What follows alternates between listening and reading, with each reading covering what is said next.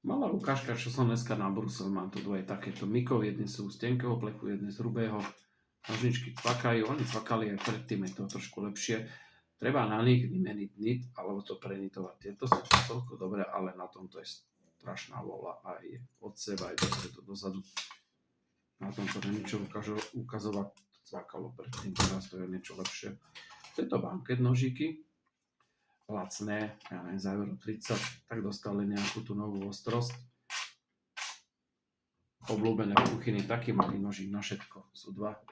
Livarno z Lidlu za 6 eur. Úplne neprekonateľný sekač. Za 6 ečiek, čo ten Lidl dokáže ponúknuť, je to fajn. Robil som ho dlho, veľa materiálu som musel zobrať a dostal úplne fantastickú ostrosť.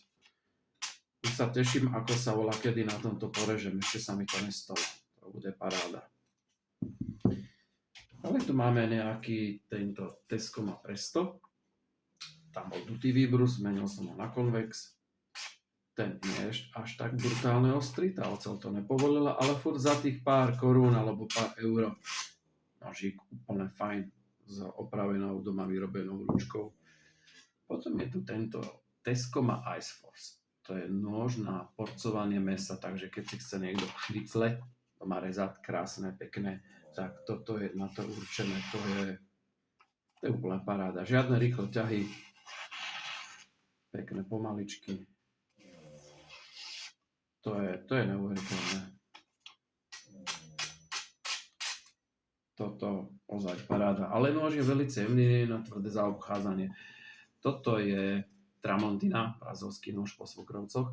Väčšinu sú drevené ručky zoschnuté a sú nižšie ako nity, tieto nasadené. A tuto to je opačné. Už to asi nabralo za tých 30-40 rokov strašne veľa masnoty do seba, takže ručka sa zväčšila, nožík dostal krásnu fazetu, veľmi dobre sa brúsil, úplne fajn. A aj ostrosť má krásnu. No a teraz posledné KDS-ko. Tu som si nechal také dve ihly. Takéto krásne ihly sa mi odlamujú, keď to brúsim. No a tie KDS-ka sú špičkové. Kto chce nožík, nech si kúpi KDS-ko. Za tie peniaze dá sa to krásne nabrúsiť. Ostrosť je krásna, rezivosť je špičková, nožík je krásne stenšený dopredu, takže prečo nie? Kto chce, nech si kúpuje KDS-ko. Takže máme nabrúsené.